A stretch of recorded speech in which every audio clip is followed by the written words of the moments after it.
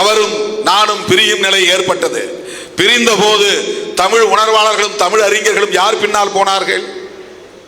தமிழ் காத்த போராளிகள் மற்றும் கரும்புலி முத்துக்குமார் நினைவேந்தல் நிகழ்வை முன்னின்று ஒருங்கிணைத்துள்ள தொகுதி மாவட்ட செயலாளர் தம்பி சுபாஷ் சந்திரபோஸ் அவர்களே, முன்னிலை வகித்து சிறப்பித்துக் கொண்டிருக்கிற மண்டல செயலாளர் அன்பு செழியன் அவர்களே, மாவட்ட பொருளாளர் சதாசிவம் அவர்களே, செய்தி தொடர்பாளர் காந்தி என்கிற அம்பேத்கர் அவர்களே, மாவட்ட துணை செயலாளர்கள் விநாயகம் ஆனந்தன், கரிகால் வளவன், சண்முகம், மஞ்சு மற்றும் செயற்குழு உறுப்பினர் செந்தில்நாதன், மண்டல துணை செயலாளர் பெரம்பூர் ச ராஜி, வட்ட செயலாளர்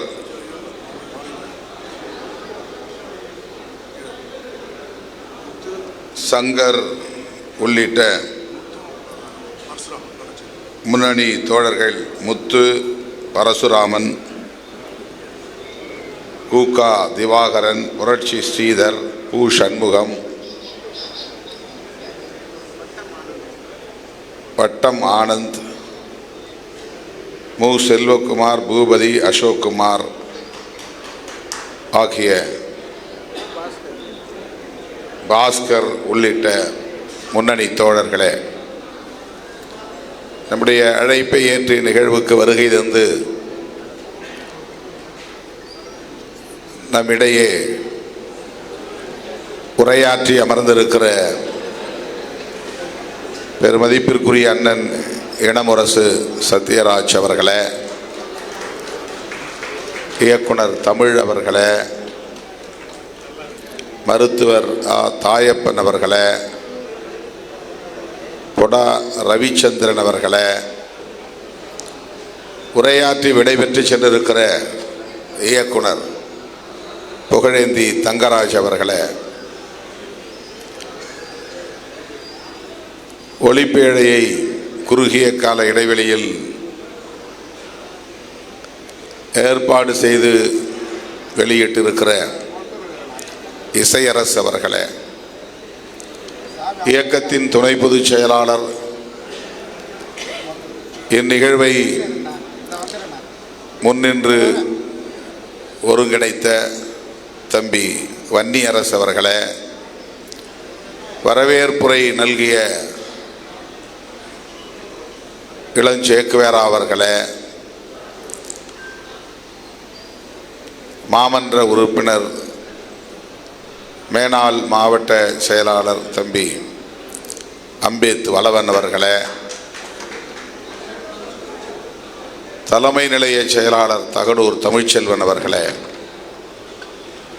இந்த நூலை குறுகிய கால இடைவெளியில் வடிவமைத்து சிறப்புற வழங்கியிருக்கிற தமிழ் அலை பதிப்பகத்தின் உரிமையாளர் அன்பு சகோதரர் ஈசாக் அவர்களே, மற்றும் தோழர் தமிழினியன் அவர்களே, அண்ணன் நீலவானத்து நிலவன் அவர்களே, இரா செல்வம் அவர்களே, அண்ணன் கவிஞர் இளமாறன் அவர்களே, இன்னும் ஏராளமான முன்னணி தோழர்கள் வருகை தந்திருக்கிறீர்கள். இயக்கத்தின் முன்னணி தலைவர்களே, திரளாக கூடியிருக்கிற என் உயிரின் உயிரான விடுதலை சிறுத்தைகளே, உங்கள் அனைவருக்கும் என்னுடைய பணிவார்ந்த வணக்கத்தை தெரிவித்துக் கொள்கிறேன். ஒரு மணி நேரம் காலம் தாழ்ந்து நாம் இந்த நிகழ்வை தொடங்கி இருக்கிறோம். ஏறத்தாழ 1.5 மணி நேரம் காலத்தாழ்வு. மேடையில் இருக்கிற தலைவர்களுக்கு அடுத்தடுத்து ஒப்புக்கொண்ட நிகழ்ச்சிகள் இருக்கும். அவர்கள் நெடுநேரம் இங்கே காத்திருக்க இயலாது. முதல் முறையாக நாம் இந்த நிகழ்வை கொளத்தூர் பகுதியிலே ஒருங்கிணைத்திருக்கிறோம். வழக்கமாக தலைமையகத்திலேயே இதை எளிமையாக நாம் நடத்துவதுண்டு. 25 ஜனவரி 25 அன்று தாய் தமிழ் காத்த போராளிகளின் வீர வணக்க நிகழ்வை கொருக்குப்பேட்டை பகுதியிலே நடத்துவதாக நாம் ஏற்பாடு செய்து தவிர்க்க முடியாத நிலையில் அதை தள்ளி வைத்து அந்த நிகழ்வையும் இந்த நிகழ்வையும் ஒரே நிகழ்வாக ஒருங்கிணைக்கிறோம் என்கிற அடிப்படையில் இன்றைக்கு நாம் இங்கே கூடியிருக்கிறோம். ஆகவே முதலில் நடராசன், தாளமுத்து உள்ளிட்ட அன்னை தமிழை காப்பதற்காக தம் இன்னுயிர் நீத்த போராளிகளுக்கும் ஈழ விடுதலைக்காக தன்னை மாய்த்து கொண்ட தம்பி முத்துக்குமார் அவர்களுக்கும் எனது செம்மாந்த வீர வணக்கத்தை செலுத்துகிறேன். நடராசன், தாளமுத்து 1938ஆம் ஆண்டு நடைபெற்ற முதல் இந்திய எதிர்ப்பு போரில் தன்னை தமிழுக்காக ஒப்படைத்துக் கொண்டவர்கள், உயிரை ஈகம் செய்தவர்கள். அந்த முதல் போர் தந்தை பெரியாரின் தலைமையில் நடந்த போர், அறப்போர். காவல்துறையினரால் சிறைப்படுத்தப்பட்ட அந்த போராளிகள் இருவரும் சிறையிலேயே அதிகார வர்க்கத்தின் ஒடுக்குமுறைக்கு உள்ளாகி உயிரிழந்தார்கள். முதலில் நடராசன் உயிரிழந்தார் ஜனவரி 15. பிறகு பிப்ரவரி மார்ச் 12ஆம் நாள் என்று கருதுகிறேன் தாளமுத்து உயிரிழந்தார். ஆகவேதான் அந்த பெயரை வரிசைப்படுத்தும் போது கூட நடராசன், தாளமுத்து என்று வரிசைப்படுத்த வேண்டும் என நாம் தொடர்ந்து வலியுறுத்தி வருகிறோம். அதில் வேறு எந்த உள்நோக்கமும் இல்லை. ஆனால் எப்படியோ அது தாளமுத்து நடராசன் என்று வரிசை மாறி அழைக்கப்படும் நிலை உருவாகி இருக்கிறது. அது ஒன்றும் பெரிய வரலாற்று பிழை இல்லை. ஆனாலும் கூட அதிலும் ஒரு முறை வேண்டும், திருத்தம் வேண்டும் என்று விரும்புகிறவர்கள் நாம். ஆகவே நடராசன், தாளமுத்து ஆகிய 2 போராளிகளும் அன்னை தமிழை காப்பதற்கான அறப்போராட்டத்தில் ஆட்சியாளர்களின் அடக்குமுறைகளுக்கு உள்ளாகி சிறை கொட்டடியிலேயே உயிரிழக்க நேர்ந்தது. அப்படி அவர்கள் உயிர் ஈகம் செய்ததன் விளைவாகத்தான் அப்போது நம் மீது திணிக்கப்படவிருந்த வடவர்களின் கலாச்சாரம் தடுத்து நிறுத்தப்பட்டது. இந்தி தடுக்கப்பட்டது என்பதை விட வட இந்தியர்களின் ஆதிக்கம் தகர்க்கப்பட்டது. அவர்களின் கலாச்சார திணிப்பு முறியடிக்கப்பட்டது. அன்றைக்கு பெரியார் தலைமையில் அந்த போர் வெடிக்காமல் இருந்திருந்தால், நடராசன், தாளமுத்து ஆகியோர் ஈகம் செய்யாமல் இருந்திருந்தால், நாம் எல்லாம் பிறப்பதற்கு முன்பே நம்முடைய முன்னோர் தமிழ் பேசக்கூடியவர்களாக இருந்த முன்னோர் இந்தி பேசக்கூடியவர்களாக மாறியிருப்பார்கள். என்னை பெற்றவர்கள், உங்களை பெற்றவர்கள் எல்லோரும் பள்ளியில் இந்தியை கட்டாயமாக படித்திருப்பார்கள். பல தலைமுறைகளாக நாம் இந்தி பேசும் தலைமுறைகளாக மாறியிருப்போம். மிக இலகுவாக இந்தி பேசும் ஆதிக்க சக்திகள் நம்மை ஆட்கொண்டிருப்பார்கள், ஆதிக்கம் செலுத்தியிருப்பார்கள். அவர்களின் கலாச்சாரமே நமது கலாச்சாரமாக மாறியிருக்கும். நம்முடைய தனித்துவத்தை நாம் இழந்திருப்போம். இன்றைக்கு மோடி வித்தைக்கு நாம் மயங்கி வீழ்ந்திருப்போம். அவர்களால் இன்றைக்கு நம்மை வெல்ல முடியாமல் இருப்பதற்கு 38 நடந்த மொழி போரும் 65 நடந்த மொழிப்போரும் தான் தடுப்பு அரண்களாக இருந்தன. நம்மை பாதுகாக்கும், நம் பாரம்பரியத்தை பாதுகாக்கும் பாதுகாப்பு அரண்களாக இருந்தன என்பதை நாம் உணர்ந்து கொள்ள வேண்டும். அன்றைக்கு ஆட்சியிலே இருந்தவர்கள் பிஜேபி காரர்கள் இல்லை, காங்கிரஸ்காரர்கள் தான். அன்றைக்கு தமிழ்நாட்டை ஆண்டவர்கள் திராவிட கட்சிகளை சார்ந்தவர்கள் அல்ல, காங்கிரஸ்காரர்கள் தான். டெல்லியிலும் காங்கிரஸ், எல்லா மாநிலங்களிலும் காங்கிரஸ் ஆண்டு கொண்டிருந்த காலம் அது, தமிழ்நாடு உட்பட.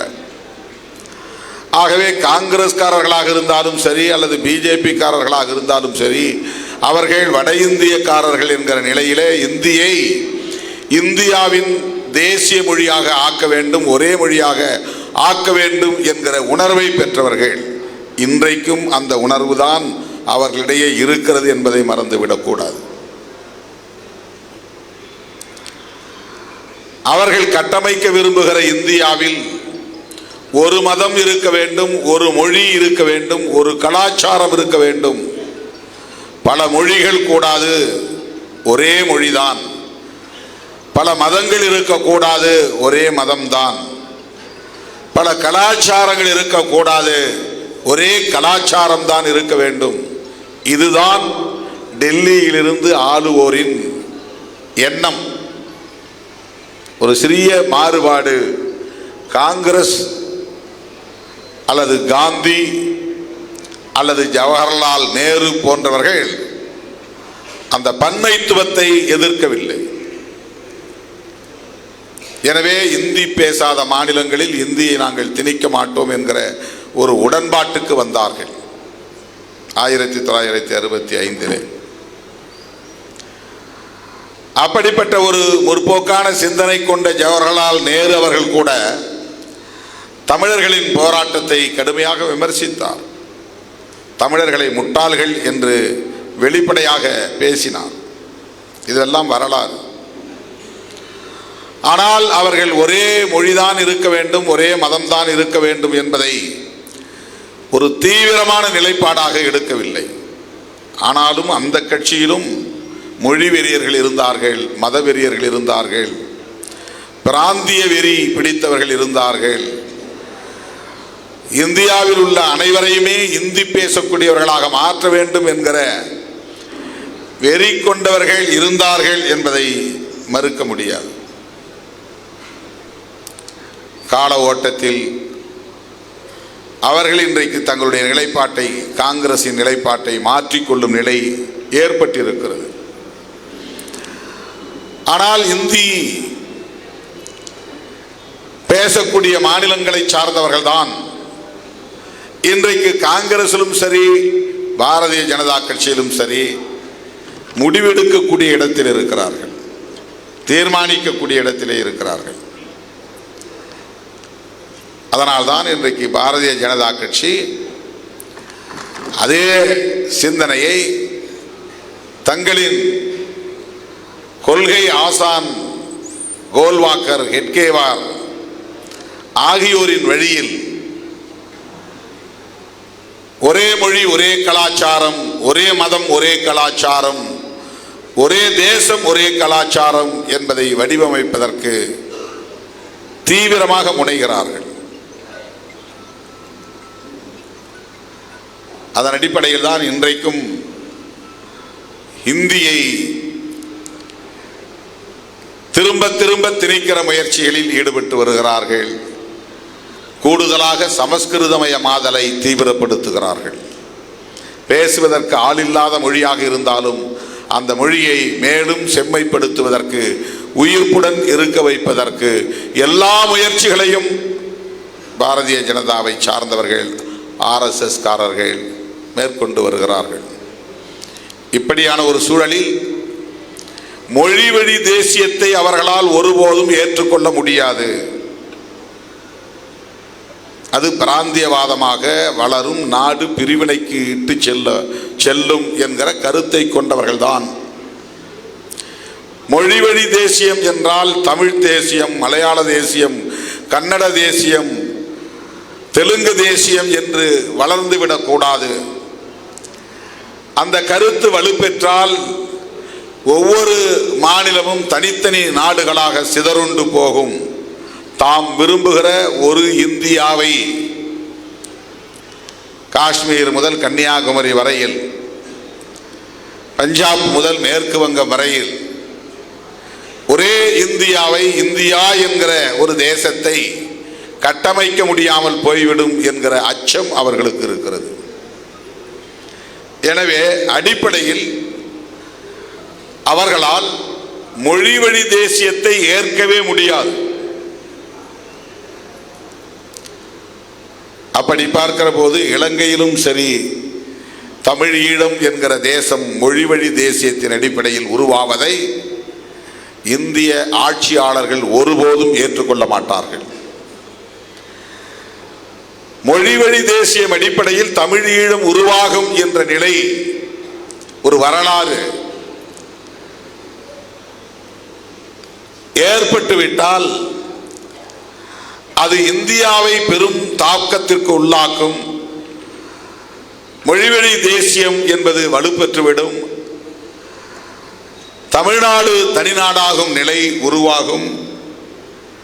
பிற மாநிலங்களும் அதையே பின்பற்றும் சூழல் உருவாகும். எனவே எந்த சூழலிலும் மொழி வழி அடிப்படையில் ஒரு தேசம் அண்டையில் உருவாவதை கூட இந்திய ஆட்சியாளர்கள் ஏற்றுக்கொள்ள மாட்டார்கள். இது நாம் உணர்ந்து கொள்ள வேண்டிய முடிவான ஒரு நிலைப்பாடு. ஒருபோதும் ஏற்றுக்கொள்ள மாட்டார்கள். எந்த நாளிலும் ஏற்றுக்கொள்ள மாட்டார்கள். தமிழீழம் உருவாவதை சிங்களவன் ஏற்றுக்கொள்ள மாட்டான் என்பது சரி. ஆனால் இந்திய ஆட்சியாளன் ஏற்றுக்கொள்ள மாட்டான். இதை உணர்ந்து நாம் செயல்பட வேண்டும். ஏற்றுக்கொள்ள மாட்டான் என்பதற்காக அதை விட்டுவிட வேண்டும் என்கிற பொருளில் சொல்லவில்லை. ஏற்றுக்கொள்ள மாட்டான் என்பதை முதலில் புரிந்து கொள்ள வேண்டும். சில பேர் இலை மலர்ந்தால் ஈழம் மலரும் என்று சொல்லுகிறார்கள். அது ஏமாற்று வேலை. காங்கிரஸை தூக்கி எறிந்து விட்டால், பிஜேபி ஆட்சிக்கு வந்து விட்டால் ஈழம் மலர்ந்துவிடும் என்ற நம்பிக்கையை இங்கே விதைத்தார்கள். அதுவும் அறியாமைதான், அது அல்லது ஏமாற்று வேலைதான்.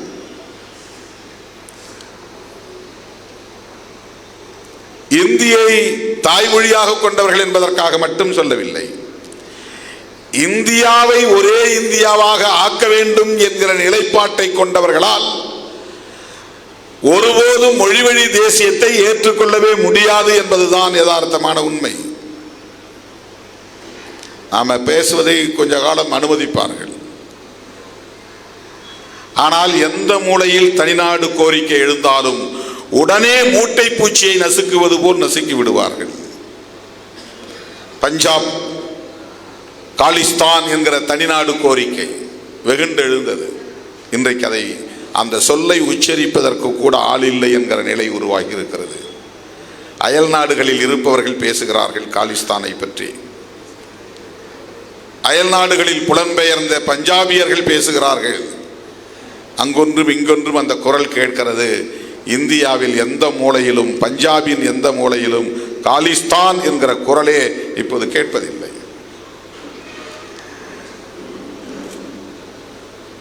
அதே போல வடகிழக்கு மாகாணங்கள் தனிநாடு கோரிக்கைகளை முன்வைத்த பல நாடுகள், பல மாநிலங்கள் உண்டு. இன்றைக்கும் அப்படி பேசக்கூடியவர்கள் உண்டு. ஆனால் அது மிக கடினமான முறையிலே நசுக்கப்பட்டு விட்டது.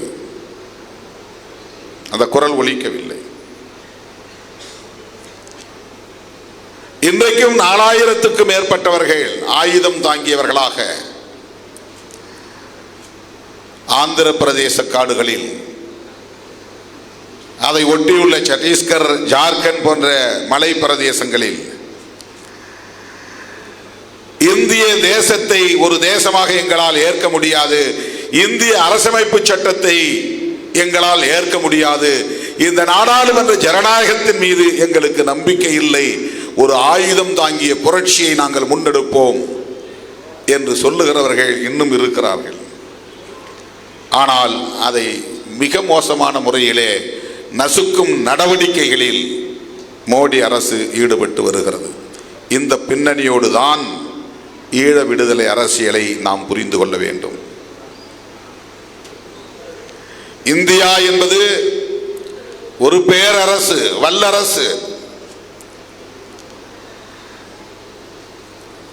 அண்டை நாடுகளில் எத்தகைய ஆட்சியாளர்கள் இருக்க வேண்டும் என்பதிலே எப்போதும் கவனமாக இருக்கிற ஒரு அரசு. இலங்கை உட்பட அண்டை நாடுகளை உற்று கவனித்துக் கொண்டே இருக்கிற ஒரு அரசு.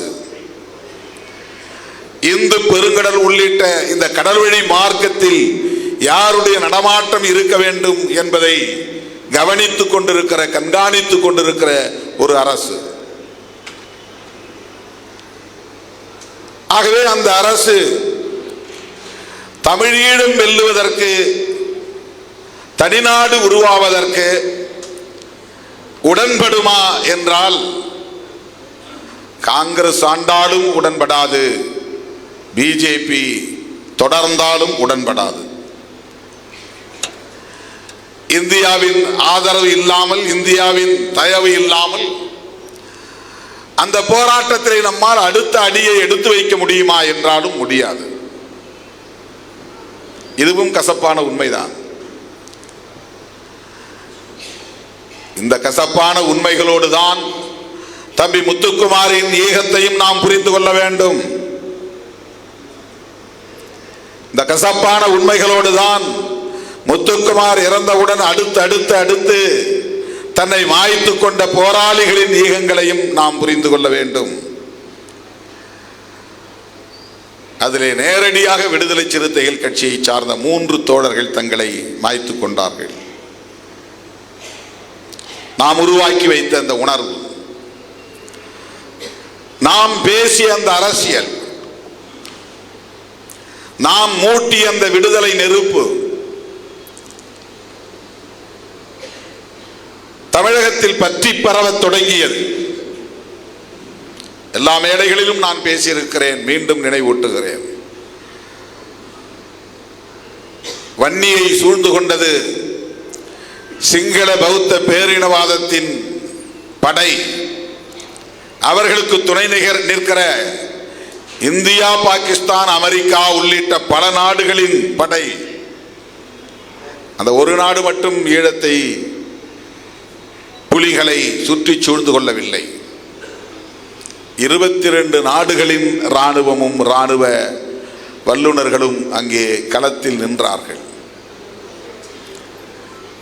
சிங்கள பௌத்த பேரினவாதிகளின் படை மட்டுமல்ல, இந்தியாவின் படையினரும் அங்கே இருந்தார்கள், பாகிஸ்தானின் படையினரும் அங்கே இருந்தார்கள், அமெரிக்காவின் படையினரும் அங்கே இருந்தார்கள். 22 நாடுகளை சார்ந்தவர்கள் புலிகளுக்கு எதிராக நின்றார்கள் என்கிற கசப்பான உண்மையை நாம் புரிந்து கொள்ள வேண்டும். இந்தியா மட்டும்தான் சிங்களவர்களுக்கு துணை நின்றது என்ற பொருளில் பலர் பேசுகிறார்கள். தேர்தல் அரசியலில் எடுத்த முடிவை வைத்துக் கொண்டு நாமும் அதற்கு காரணமாக இருந்தோம் என்ற அவதூறுகளை பரப்புகிறார்கள். இது அரசியலை புரிந்து கொள்ளாத அற்பர்கள் வைக்கிற அவதூறுகள். இந்திய அரசே நினைத்தாலும் அந்த யுத்தத்தை ஒரு கட்டத்தில் நிறுத்த முடியாது என்கிற நிலைக்கு அது போய்விட்டது. உலக நாடுகள் ஒன்று சேர்ந்து அதனை ஒரு முடிவுக்கு கொண்டு வர வேண்டும் என்ற புரிதலோடு தான் களத்தில் நின்றார்கள். அதனால்தான் யுத்தம் முடிந்து பல மாதங்கள் வரையிலும் கூட ஐநாவின் பொதுச் செயலாளர் அங்கே பயணிக்க விரும்பவில்லை. பல மாதங்கள் கழித்து தான் போய்விட்டு வந்தார். இஸ்ரேல் மீது யுத்தம் நடக்கிறது என்றால் உடனே தலையிடுகிற ஐநா, ஈழத்தின் மீது, ஈழ பொதுமக்களின் மீது நிகழ்த்தப்படுகிற கொடூரமான அந்த யுத்தத்தை தடுத்து நிறுத்துவதற்கு ஐநா தலையிடாமல் இருந்ததற்கு என்ன காரணம் என்றால், ஐநா பேரவையின் ஒப்புதலோடும் மறைமுக ஒப்புதலோடும் அந்த யுத்தம் நடந்தது என்பதுதான். உலக நாடுகளே வேடிக்கை பார்த்தன. அதற்கு ஒரே காரணம்தான், ஒற்றை காரணம்தான், விடுதலை புலிகளை பயங்கரவாதிகள் என்று சித்தரித்து அதை நிலைப்படுத்தி விட்டார்கள்.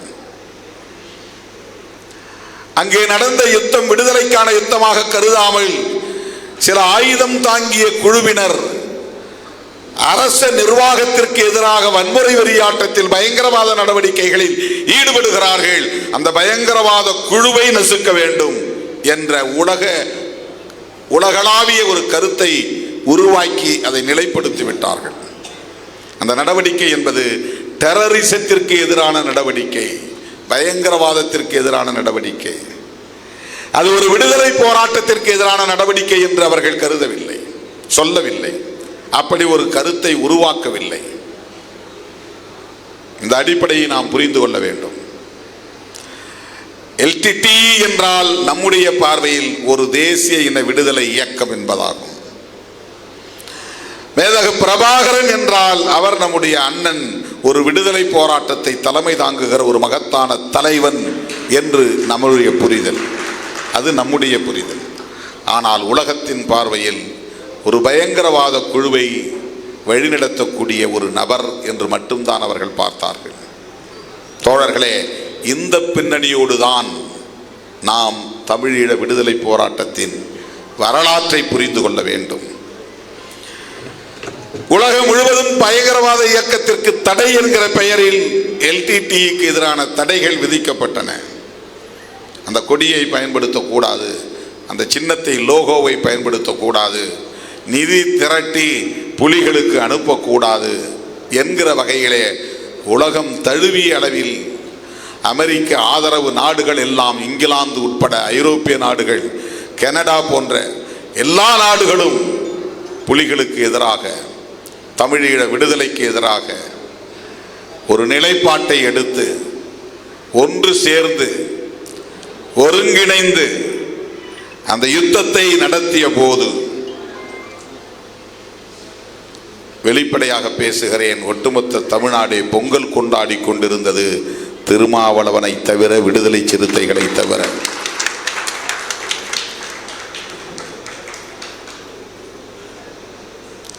அங்கும் இங்கும் ஓடி பார்த்தேன், தலைவர்களோடு பேசி பார்த்தேன், முட்டி பார்த்தேன், மோதி பார்த்தேன், யாரையும் என்னால் ஒருங்கிணைக்க முடியவில்லை. இதை மீண்டும் மீண்டும் மேடைகளில் பேச நான் விரும்பவில்லை. வேறு வழி இல்லாமல் நான் மட்டுமாவது சாகும் வரை உண்ணாநிலை அறப்போராட்டத்தை மேற்கொள்ளப் போகிறேன் என்று நான் முடிவெடுத்து, கட்சி தோழர்கள் யாரிடத்திலும், முன்னணி தலைவர்கள் யாரிடத்திலும் கலந்து பேசாமல் அந்த முடிவை நான் மேற்கொண்டு இரவோடு இரவாக மறைமலை நகரை தேடி சென்று அங்கே உள்ள ஒரு பெரும் பரப்பில், ஒரு மைதானத்தில் ஒரு பந்தலை போட்டு நான் பொங்கல் நாளில் உண்ணாநிலை அறப்போராட்டத்தை தொடங்கினேன். என்னை ஊக்கப்படுத்த வேண்டியவர்கள், எனக்கு உற்ற துணையாக இருக்க வேண்டியவர்கள், அதை ஒரு துருப்புச் சீட்டாக அல்லது என்னை ஒரு துருப்புச் சீட்டாக எடுத்துக்கொண்டு அந்த அறப்போராட்டத்தை கூர்மைப்படுத்த வேண்டியவர்கள் எப்படியாவது அதை நிறுத்த வேண்டும் என்பதில்தான் ஆர்வம் காட்டினார்கள். நல்லெண்ணத்தின் அடிப்படையிலும் இருக்கலாம், அல்லது உள்நோக்கத்தின் அடிப்படையிலும் இருக்கலாம் என்று கருதக்கூடிய வகையில் அன்றைக்கு அந்த போராட்டத்தை நிறுத்துவதிலே எல்லோரும் குறியாக இருந்தார்கள். கூட்டணியில் இருந்து கொண்டே அந்த முடிவை எடுத்தவன் திருமாவளவன். திமுக கூட்டணியில் இருந்து கொண்டே அந்த முடிவை எடுத்த போது திமுக அரசுக்கு சொல்லப்பட்ட செய்தி, திருமாவளவன் நடராசனோடும் நெடுமாறனோடும் சேர்ந்து கொண்டு இந்த அரசுக்கு நெருக்கடி தருகிறான் என்றுதான் உளவுத்துறை அறிக்கை தந்தது. முதலமைச்சரின் பிரதிநிதியாக ஆற்காடு வீராசாமி நேரிலே வந்து போராட்டத்தை கைவிட வேண்டும் என்று வலியுறுத்தினார். நான் மறுதளித்தேன். உண்ணாநிலை அறப்போராட்டம் எல்லாம் நம்முடைய வழிமுறை இல்லை என்று தமிழர் தலைவர் ஐயா வீரமணி அவர்கள் என்னை நேரிலே வந்து சந்தித்து அதை கைவிடும்படி கேட்டுக்கொண்டார். உங்களை மீறுவதாக என்ன வேண்டாம், நான் எடுத்த முடிவை தொடருகிறேன் ஐயா, மன்னித்து விடுங்கள் என்று நான் தொடர்ந்தேன். என் உயிரின் உயிரான விடுதலை சிறுத்தைகள் தான் என்னோடு களத்திலே நின்றார்கள். பொங்கலை தவிர்த்தார்கள். மூன்றாவது நாள், நான்காவது நாள் ஆங்காங்கே பதற்றம் உருவானது, சட்டம் ஒழுங்கு சீர்குலையும் நிலை உருவானது. நாலாவது நாள் 26 பேரை குண்டர் தடுப்பு சட்டத்தில் திராவிட முன்னேற்ற கழகத்தின் தலைமையிலான அரசு சிறைப்படுத்தியது. தமிழ்நாடு முழுக்க 26 பேர் குண்டர் தடுப்பு சட்டத்தில் சிறைப்படுத்தப்பட்டார்கள். சொல்லப்பட்ட செய்தி, திருமாவளவன் அன்றைக்கு திமுக அணியில் இல்லாமல் எதிர் முகாமிலே இருந்த தலைவர்களோடு இணைத்து பேசி இவன் ஆட்சிக்கு அரசுக்கு நெருக்கடி தருகிறான் என்றுதான் எனக்கு எதிரான தகவல் தரப்பட்டது. காங்கிரஸ் அன்றைக்கு எங்களுக்கு எதிரான கருத்துக்களை பேசியது. கூட்டணியில் இருந்து திருமாவளவனை வெளியேற்ற வேண்டும் என்று சட்டமன்றத்திலேயே வேலூர் ஞானசேகரன் பேசியது இன்றைக்கும் அவை குறிப்பிலே இருக்கிறது. நாங்கள் புல்லாரெட்டி அவனியூரில் நடத்திய கருத்துரிமை மீட்பு மாநாட்டை தடை செய்ய வேண்டும் என்று இந்த பிரச்சனையெல்லாம் முற்றுவதற்கு முன்னதாக விடுதலை சிறுத்தைகளுக்கு எதிராக காங்கிரஸ் அன்றைக்கு பேசியது. எந்த உள்நோக்கமும் இல்லாமல், யாருடைய தூண்டுதலுக்கும் ஆளாகாமல், நாணயத்தோடு நேர்மையோடு இந்த பிரச்சனையை கையில் எடுத்த இயக்கம் விடுதலை சிறுத்தைகள் கட்சி. நான் சென்னை பல்கலைக்கழகத்து மாணவனாக இருந்த காலத்தில் இருந்து 1983 இருந்து 2009 முள்ளிவாய்க்கால் இனக்கொலை நடக்கிற வரையில் ஈழ விடுதலைக்கான களத்தில் ஒரு தமிழன் என்கிற உணர்வோடு முழுமையாக என்னை ஒப்படைத்துக் கொண்டவன். எந்த எதிர்பார்ப்பும் எனக்கு கிடையாது.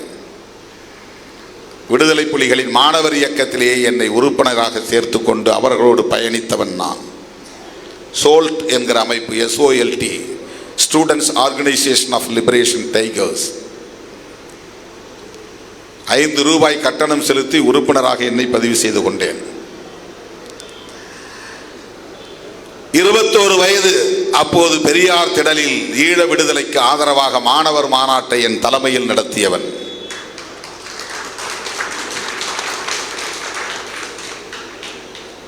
பெரியார் திடலில் மாணவர்களை ஒருங்கிணைத்து அப்போது இருந்த ஒரு கொட்டாய், அது ஒரு தகரம் போட்ட கொட்டகையாக இருந்தது, இப்போது இருக்கிற திடல் அல்ல.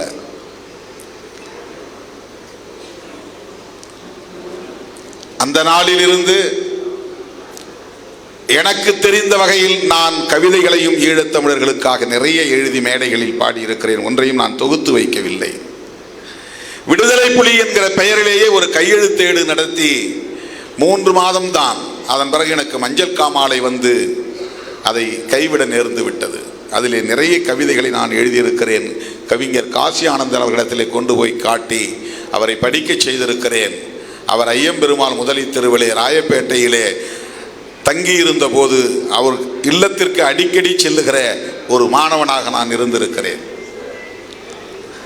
ஈழத்திற்கே செல்ல வேண்டும் என்று சட்டக்கல்லூரி மாணவனாக இருந்தபோது 5 பேரை தயார்படுத்திக் கொண்டு நான் ஒருவர் மூலமாக அந்த ஏற்பாட்டை செய்த காலத்தில் அது நிறைவேறாமல் போய்விட்டது. எங்களை வர சொன்னவர் வராமல் போய்விட்டார், அல்லது அவர் வேறொரு வேலையை எங்களுக்கு கொடுத்த போது அதை நாங்கள் செய்ய விரும்பாமல் தவிர்த்து விட்டோம். அதனால் அன்றைக்கு நான் கடல் வழி மார்க்கத்தில் கடல் வழியாக ஈழத்திற்கு செல்லும் முயற்சி நின்று போனது. அப்படி போயிருந்தால் நானும் புலிகளோடு ஒருவனாக அந்த களத்தில் மாண்டு போயிருப்பேன். அப்படியெல்லாம் தன்முனைப்போடு இந்த களத்தில் நின்ற என் நிலைப்பாட்டை வெறும் தேர்தல் அடிப்படையிலான ஒரு காரணத்திற்காக இன்றைக்கும் சில அற்பர்கள், அந்த காலத்தில் இந்த போராட்டத்தில் எந்த பங்களிப்பும் செய்யாதவர்கள், இப்படிப்பட்ட நெருக்கடிகள் இருந்த காலத்தில், இருந்த காலத்தில் வெளியே வராதவர்கள், மூச்சு விடாதவர்கள், அப்போது பறக்காத நிலையில் இருந்த சில சில்லுகள், அல்லு சில்லறைகள் இன்றைக்கு திருமாவளவனின் போராட்டத்தையும் இயக்கத்தையும் கொச்சைப்படுத்துகிற நிலை வந்திருக்கிறது. அதிலே ஒன்று தம்பி முத்துக்குமார் இறப்பின் போது நடந்த அவதூறு. சுபாஷ் சந்திர போஸ் இங்கே சொன்னார், எல்லா தலைவர்களும் அங்கே இருந்தார்கள். அந்த தம்பி எழுதிய மரண சாசனத்தை அப்போது நாம் அனைவரும் படித்தோம். எல்லோருக்கும் தெரியும், என்னை உடனே அடக்கம் செய்து விடாதீர்கள், போலீஸ் என்னை அடக்கம் செய்ய முயற்சிக்கும், விட்டு விடாதீர்கள், என்னை ஒரு ஆயுதமாக பயன்படுத்தி இந்த போராட்டத்தை கூர்மைப்படுத்துங்கள் என்று சொன்னார். அதை யார் முன்னின்று செய்வது? அவர் விடுதலை புலிகள் தோழர்களுக்கு சொன்ன கருத்தா அல்லது தமிழ்நாட்டை சார்ந்த நம்மை போன்றவர்களுக்கு சொன்ன கருத்தா? எந்த அமைப்புக்கு சொன்ன கருத்து? யார் அதை முன்னின்று செய்ய முடியும்? ஏதேனும் ஒரு இயக்கத்தை சார்ந்தவராக இருந்திருந்தால் அந்த இயக்கத்தின் தலைமை அதன் மீது ஒரு முடிவெடுக்க முடியும். அவர் விடுதலை சிறுத்தைகள் கட்சியை சார்ந்தவராக இருந்திருந்தால் அவருடைய மரண சாசனத்தை வைத்துக்கொண்டு நான் இந்த உடலை அடக்கம் செய்ய மாட்டேன், முடிந்த வரையில் இந்த போராட்டத்தை நாங்கள் கூர்மைப்படுத்துவோம் என்று நான் முடிவெடுக்க முடியும். நான் முடிவெடுத்தால் அது ஏற்கப்படும் நிலையில் இருக்கும். ஆனால் அவர் எந்த இயக்கத்தையும் சாராதவர். யார் அந்த முடிவை எடுக்க முடியும்? ஆளாளுக்கு வந்து நானும் தமிழன் நானும் தமிழன் என்கிற உணர்வை கொட்ட முடிந்ததே தவிர அவனுடைய மரண சாசனத்தை ஒரு அறிவிப்பாக எடுத்துக்கொண்டு அவன் விருப்பப்படி அந்த உடலை இப்போது நாங்கள் அடக்கம் செய்ய மாட்டோம் என்று துணிந்து சொல்லுவதற்கான சூழல் இருந்ததா என்றால் இல்லை. எந்த இயக்கம் அதை முன்னெடுக்க முடியும்? அதிமுக முன்னெடுக்க முடியுமா? விசிக முன்னெடுக்க முடியுமா? நெடுமாறன் ஐயா அதை முன்னெடுக்க முடியுமா? அந்த களத்திலே நின்ற யார் அல்லது திரைப்படத்துறையை சார்ந்தவர்கள் திடீரென அங்கே எந்த அமைப்பையும் சாராமல் வெறும் உணர்ச்சி பெருக்கால் வந்து நின்றார்களே, அவர்களில் யாராவது ஒருவர் அதை அறிவிக்க முடியுமா? அல்லது எல்லா இயக்கங்களும் ஒன்று சேர்ந்து ஒரு கூட்டமைப்பாக இருந்து நாம் எல்லோரும் சேர்ந்து இந்த முடிவெடுப்போம் என்கிற நிலை அந்த சூழலில் இருந்ததா? யார் சொல்லுவதை யார் கேட்பார்? நெடுமாறன் ஐயா சொல்லிவிட்டார் என்றால் எல்லோரும் கேட்போம் என்கிற நிலை இருந்ததா? நடராசன் எடுக்கிற முடிவை எல்லோரும் கேட்போம் என்கிற சூழல் இருந்ததா? திருமாவளவன் சொல்லுவதை அவ்வளவு இலகுவாக இந்த சமூகம் உடனே ஏற்றுக்கொள்ளுமா? ஒரு தலைவராக ஏற்பதற்கே இன்னும் தயங்குகிற சமூகம். மருத்துவர் ராமதாஸ் அவர்களும் நானும் சேர்ந்து தமிழ் பாதுகாப்பு இயக்கத்தை நடத்தினோம். தேர்தல் காரணத்தால் அவரும் நானும் பிரியும் நிலை ஏற்பட்டது. பிரிந்த போது தமிழ் உணர்வாளர்களும் தமிழ் அறிஞர்களும் யார் பின்னால் போனார்கள்? உடனே மருத்துவர் ராமதாஸ் அவர்களோடு போய்விட்டார்கள். யாரும் திருமாவளவன் பின்னால் வரவில்லை. எது தடுத்தது? ஏன் திருமாவளவன் பின்னால் அவர்களால் வர முடியவில்லை? ராமதாஸ் அவர்கள் ஒரு இயக்க தலைவராக வந்தபோது அவரை தோளில் தூக்கி கொண்டாடியவர்கள் பெரியாரியவாதிகளும் மார்க்சியவாதிகளும் மார்க்சிய லெனினியவாதிகளும். திமுகவுக்கும் அதிமுகவுக்கும் மாற்றாக ஒரு தலைவர் வந்துவிட்டார். ஒரு புதிய ஆட்சி மாற்றத்தை நாம் ஏற்படுத்த போகிறோம், இனி திமுக வேண்டாம் அதிமுக வேண்டாம் என்று அவரை தூக்கி தோளில் தூக்கி கொண்டாடியவர்கள் யாராவது திருமாவளவன் எமர்ஜாய் வந்த காலத்தில் பக்கத்தில் வந்து யாராவது ஆறுதல் சொல்லி இருப்பார்களா? ஆதரவு தெரிவித்திருப்பார்களா? ஒரு வார்த்தை ஊக்கப்படுத்தி இருப்பார்களா? இந்த எளிய மக்களை அமைப்பாக்குகிற முயற்சியில் இவ்வளவு கடினமான போராட்டத்தை முன்னெடுக்கிற திருமாவளவனுக்கு யாராவது துணை நின்றிருப்பார்களா? யாரும் கிடையாது. அவரை தலைவர் தலைவர் தமிழின தலைவர் தமிழின காவலர் என்றெல்லாம் தூக்கி கொண்டாடிய ஒரு நபர் கூட திருமாவளவன் பின்னால் நிற்கவில்லை அல்லது திருமாவளவனுக்கு ஆறுதலாக நிற்கவில்லை. முட்டி மோதி சொந்த காலை ஊன்றி கையை ஊன்றி கரணம் போட்டுத்தான் திருமாவளவன் இந்த இடத்திலே வந்து இன்றைக்கு நிற்கிறார். கருத்தியல் அடிப்படையிலே தோழர் ரவிக்குமார் அவர்கள் தமிழ் மண்ணிலே சில கட்டுரைகளை எழுதிய போது எவ்வளவு ஆவேசம் தமிழ் மண்ணில் எழுந்தது. திருமாவளவனையே நொறுக்குவதற்கான முயற்சி நடந்தது, அந்த அரசியலையே நொறுக்குவதற்கான முயற்சி நடந்தது. எனக்கு எதிராக தலித் இயக்கங்களை எல்லாம் தூண்டிவிட்டு என்னை ஒருமையிலே பேச வைத்தார்கள். எனக்கு யாரும் மேடை போட்டு தரவில்லை பேச வைக்க. நானே வலிந்து வலிந்து வலிந்து நான் ஒரு பெரியாரியவாதி, நான் ஒரு பெரியாரியவாதி, நான் ஒரு அம்பேத்கரியவாதி, நான் ஒரு மார்க்சியவாதி என்று கம்யூனிஸ்டுகளோடு உறவாடினேன், பெரியார் இயக்கங்களோடு உறவாடினேன். நானே வலிந்து வலிந்து அவர்களின் அலுவலகங்களுக்கு தேடி போனேன். நான் ஏறாத அலுவலகங்கள் இல்லை, நான் சந்திக்காத தலைவர்கள் இல்லை. நானே வலிந்து பிற மேடைகளில் ஏறி பேசி நான் இப்படிப்பட்டவன் என்று காட்டிக்கொள்ளுகிற நிலை அன்றைக்கு இருந்தது. என்னை அவ்வளவு எளிதாக இந்த சமூகம் ஏற்றுக்கொள்ளவில்லை. தமிழ் சமூகம் என் தலைமையை ஏற்றுக்கொள்ளவில்லை. இன்றைக்கு பெரியார் பாசறையில் வளர்ந்தவர்கள் பெரியாரும் ஒரு மண்ணுதான் என்று சொல்லக்கூடிய நிலை உருவாகி இருக்கிறது. அவருக்கு எதிராக என்ன பெரிய இங்கே அரசியல் நடக்கிறது? அவரை அம்பலப்படுத்துவதற்கான முயற்சி என்ன இங்கே பெரிய அளவில் நிகழ்ந்திருக்கிறது? அவரை ஏற்றுக்கொண்ட திரைப்படத்துறையை சார்ந்தவர்கள் யார் திருமாவளவன் பின்னால் வந்து நின்றார்கள்? திருமாவளவனை ஊக்கப்படுத்தினார்கள். என்ன அடிப்படையில் திருமாவளவன் குறைந்து போனான்? பேச தெரியாதா, எழுத தெரியாதா, சிந்திக்க தெரியாதா, போராட தெரியாதா, திட்டமிட தெரியாதா?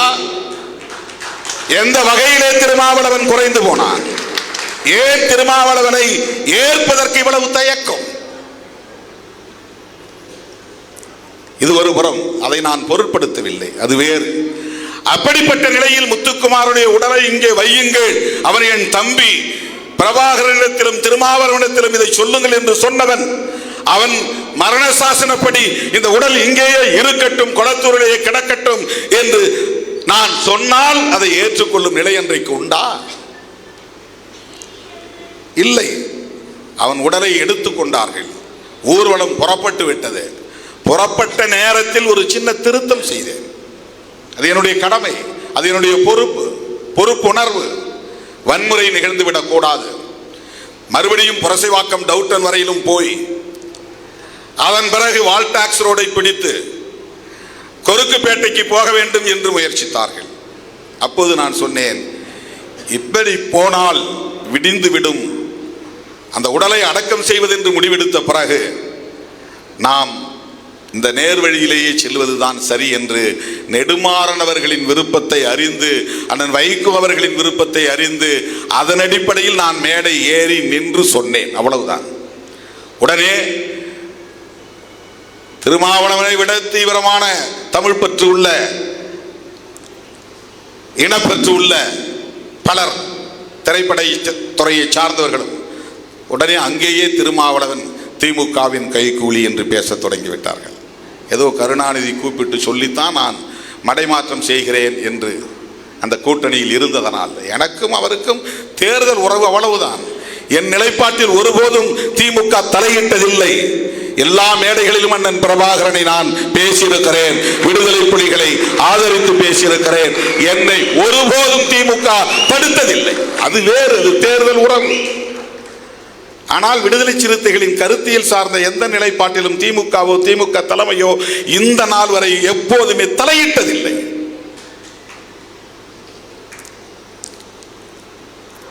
அன்றைக்கு நான் தடுத்து விட்டேன். தடுத்ததற்கு காரணம் திமுக சொல்லித்தான், திமுகவுடைய தலைமையில் இருந்து வந்த வழிகாட்டுதலின் அடிப்படையில் தான் திருமாவளவன் இங்கே போக விடாமல் தடுத்து நேரே கொண்டு செல்ல சொல்கிறார்கள். அன்றைக்கு அந்த இடத்தில் இருந்த ஐயா நெடுமாறன் அவர்களுக்கு தெரியும். அவங்களே ஏன் இப்படிலாம் இழுத்துட்டு போகிறாங்க, இதெல்லாம் போனால் ரொம்ப லேட் ஆகும், வேண்டாம், அடக்கம் செய்யறதுன்னு முடிவு ஆகிப்போச்சு, நேராக போனாலே நள்ளிரவை தாண்டும். அவ்வளவு நெருக்கடியான ஒரு சூழல். ஒன்று உடலை அடக்கம் செய்ய மாட்டோம் என்று நிலைப்பாட்டை எடுத்திருந்தால் நாம் ஏன் அதில் தலையிட போகிறோம்? நாமும் சேர்ந்து உட்கார்ந்திருப்போம். அந்த உடலை எடுத்து அடக்கம் செய்வதென்று முடிவெடுத்த பிறகு எந்த வழியே போவது என்கிற ஒரு நிலையில்தான் அதை வெகு தூரம் இழுத்து செல்ல வேண்டாம், இரவெல்லாம் போக வேண்டாம், அது வன்முறை ஆகிவிட வேண்டாம், உடனடியாக நாம் நேர்வழியிலே சென்று புளியந்தோப்பு வழியாக கன்னியாகுமரம் வழியாக சென்று அந்த உடலை எடுத்து சென்று அடக்கம் செய்து விடலாம் என்று எல்லோரும் விரும்பிய, தலைவர்கள் விரும்பிய நிலையில்தான் அவர்களுடைய ஒப்புதலோடு வண்டி மேலே ஏறி நின்று நான் சொன்னேன். இன்றைக்கும் சிலர் எப்போதுமே என் தலைமையை ஏற்றுக்கொள்ள முடியாத சாதியவாதிகள் அந்த அற்பத்தனமான அவதூறுகளை பரப்பிக் கொண்டிருக்கிறார்கள். உலகம் முழுவதும் அண்ணன் சொல்லித்தான் நான் புலம்பெயர்ந்த நாடுகளுக்கு போயிருக்கிறேன். அண்ணன் பிரபாகரன் அவர்கள் என்னை அடையாளப்படுத்திய பிறகுதான் உலகம் தழுவிய அளவில் புலம்பெயர்ந்த நாடுகளில் அழைப்பை ஏற்று நான் போயிருக்கிறேன், பேசியிருக்கிறேன். அவர் என்னை தனிமையிலே சந்தித்து உரையாடியது என்னோடு வந்தவர்களுக்கே தெரியாது. நாங்கள் 2002 மானுடத்தின் தமிழ் கூடல் மாநாட்டில் பங்கேற்பதற்காக இன்குலாப் அவர்களும், ஜெயபிரகாஷன் அவர்களும், புகழேந்தி தங்கராஜ் அவர்களும், ஓவியர் மருது அவர்களும் நானும் சேர்ந்து 5 பேர் போனோம். எங்கள் எல்லோரையும் அவர் அந்த இராணுவ மிடுக்கு உடையோடு தான் இராணுவ உடை மிடுக்கோடு தான் வரவேற்றார். ஒவ்வொருவரையும் ஆறத் தழுவினார். உட்கார்ந்து கொஞ்ச நேரம் பேசிவிட்டு உணவுக்கு சென்றோம்.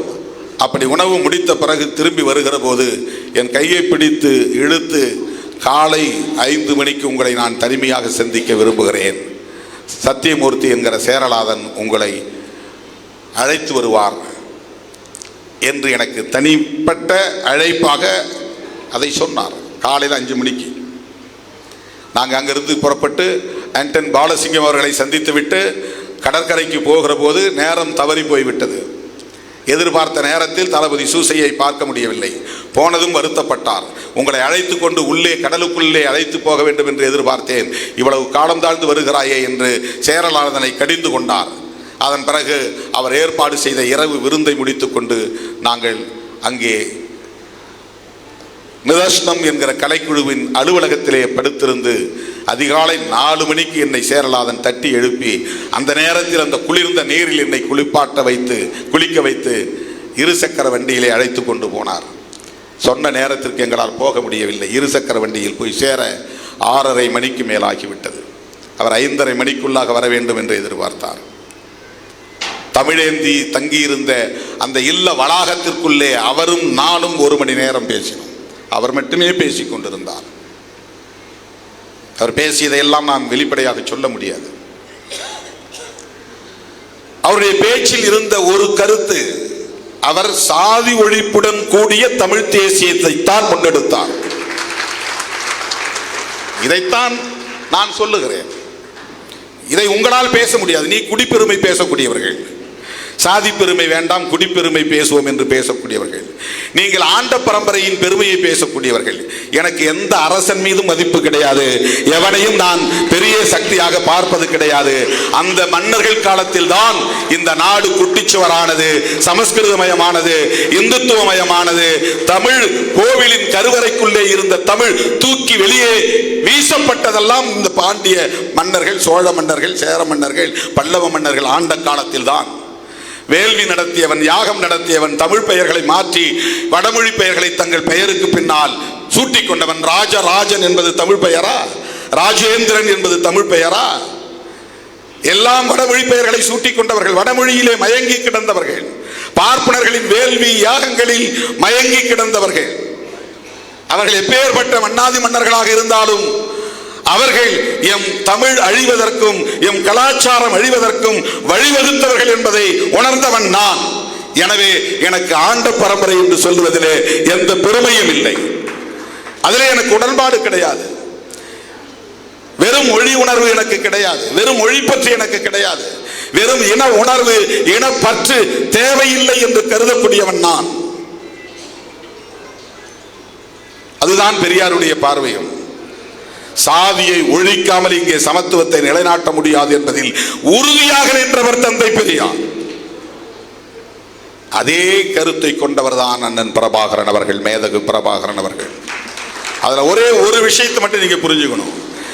எதிரியை அடையாளப்படுத்துகிற போது சிங்கள பௌத்த பேரினவாதி என்று சொல்லுகிற அண்ணன் பிரபாகரன் ஒரு இடத்தில் கூட தன்னை அடையாளப்படுத்துகிற போது இந்து, தமிழ் இந்து சிறுபான்மை என்று சொல்லவில்லை. அதுதானே நேர் எதிர்.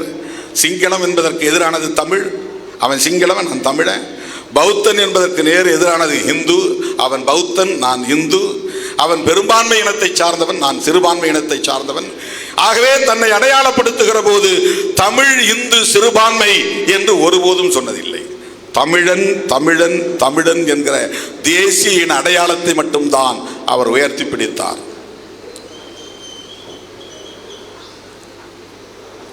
அவரை இந்த அடிப்படையில் தான் நாம் புரிந்து கொள்ள வேண்டும். மத உணர்வுக்கு அப்பாற்பட்டவர், மத அடையாளத்திற்கு அப்பாற்பட்டவர், இந்து என்கிற மத அடையாளத்தை தவிர்க்கக்கூடியவன் சாதி ஒழிப்பில் உறுதியாக இருக்கிறவன் என்று பொருள். சாதி ஒழிப்புடன் கூடிய தமிழ் ஈழம் அங்கே மலர வேண்டும் என்பதில் உறுதியாக இருந்தவர் அண்ணன் பிரபாகரன். இந்த அடிப்படையில் அண்ணன் பிரபாகரனை ஒருவனால் புரிந்து கொள்ள முடியவில்லை என்றால் அவனால் எந்த காலத்திலும் அவர் கனவை நனவாக்க முடியாது. அவர் விரும்பிய ஈழத்தை வென்றெடுக்க முடியாது. விடுதலை சிறுத்தைகள் இப்படி கருத்தியல் அடிப்படையில் தான் ஈழ விடுதலையையும் அணுகுகிறோம். தம்பி முத்துக்குமாரின் ஈகத்தையும் அப்படித்தான் நாங்கள் பார்க்கிறோம். முத்துக்குமாருடைய சாசனத்தை படித்து பார்க்கிற போது அவன் வெறும் மொழி உணர்வு இன உணர்வால் பாதிக்கப்பட்டவன் என்று, அந்த தாக்கத்திற்கு ஆளானவன் என்று முடிவுக்கு வர முடியாது. அவ்வளவு தெளிவான அரசியல் புரிதலோடு அதை எழுதியிருக்கிறான் அவன். இந்திய அரசின் தலையீடு எப்படி ஒரு தேசிய இனத்தின் இறையாண்மை மீது தாக்குதலை நடத்துகிறது என்கிற புரிதல் அவனுக்கு இருக்கிறது. அதுதான் முக்கியமானது. தமிழர் இறையாண்மையை பற்றிய புரிதல் அவனுக்கு இருக்கிறது. தேசிய இன விடுதலை அரசியலை பற்றிய புரிதல் அவனுக்கு இருக்கிறது. அப்படி இல்லாமல் வெறும் மொழி உணர்வால் இன உணர்வால் ஒரு தேசத்தை வென்றெடுத்து விட முடியாது.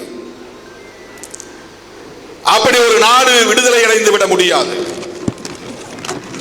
இந்த இறையாண்மை குறித்த பார்வை தம்பி முத்துக்குமாருக்கு இருந்தது. நான் அடிக்கடி நினைத்து பார்ப்பேன். எனக்குள்ளே ஒரு குற்ற உணர்வு. அந்த 4 நாள் போராட்டத்தின் போது மறைமலை நகரிலே அவன் உடனிருந்தான் என்பதை பிறகுதான் நான் தெரிந்து கொண்டேன். வன்னியரசு அந்த தம்பியை உங்களுக்கு தெரியவில்லையா, அடிக்கடி வந்து பார்ப்பார், 4 நாட்களும் உங்களோடு தான் இருந்தார் என்று சொன்னபோதுதான் எனக்கு தெரியும். ஒருவேளை அந்த போராட்டம் 5வது நாள் 6வது நாள் 7வது நாள் என்று தொடர்ந்திருந்தால் அந்த தம்பி நம்மோடு களத்தில் இருந்திருப்பார், உயிரோடு இருந்திருப்பார். அந்த போராட்டமும் முடிந்து போனது என்கிற நிலையிலே அவனுக்கு ஒரு விரக்தி ஏற்பட்டு இனி எப்படித்தான் தமிழினத்தின் கவனத்தை ஈர்க்க முடியும் என்று யோசித்த நிலையில், விரக்தியின் விளிம்புக்கே போன நிலையில் அவன் எடுத்த ஒரு தீவிரமான முடிவுதான் தன்னைத்தானே மாய்த்துக் கொள்வது என்கிற முடிவு என்று நான் யோசித்து பார்க்கிறேன். அதனால் எனக்கு குற்ற உணர்வு ஏற்படுகிறது. தோழர்களே, தம்பி முத்துக்குமாரின் ஈகம் உணர்ச்சி வயப்பட்ட ஒன்றல்ல, அறிவுபூர்வமானது, கொள்கை பிடிப்புடையது, அரசியல் புரிதலுடையது, இந்திய பேரரசின் வல்லாதிக்கத்தை எதிர்க்கக்கூடியது, தமிழீழ விடுதலை போராட்டத்தை அரசியல் சார்ந்த புரிதலோடு அவன் அணுகியிருக்கிறான் என்பதை உணர்த்தக்கூடியது. அப்படிப்பட்ட அந்த மாவீரனின் ஈகத்தை போற்றுவோம். இனி ஆண்டுதோறும் இந்த பகுதியில் நம்முடைய தோழர்கள் அவருடைய நினைவு நாளில் இதை பெரும் நிகழ்வாக ஒருங்கிணைக்க வேண்டும் என்பதை ஒரு வேண்டுகோளாக விடுத்து இப்போது ஒரு அறிவிப்பை செய்ய நான் விரும்புகிறேன். உண்மையான தமிழ் தேசியத்தை வென்றெடுக்கும் ஆற்றல் பெற்றவர்கள் விடுதலை சிறுத்தைகள் தான் என்பதை உணர்த்தக்கூடிய வகையில் விரைவில் தமிழ் தேசிய எழுச்சி மாநாடு, விடுதலை சிறுத்தைகளின் மாநாடு தமிழகம் தழுவிய அளவில் நடைபெறும் என்பதை அறிவிக்கிறேன். தமிழ் தேசிய எழுச்சி மாநாடு எந்த தேதியில் நடைபெறும் என்பது பின்னர் அறிவிக்கப்படும். உயர்நிலை குழுவில் பேசி அறிவிக்கப்படும் என்பதை தெரிவித்துக் கொள்கிறேன்.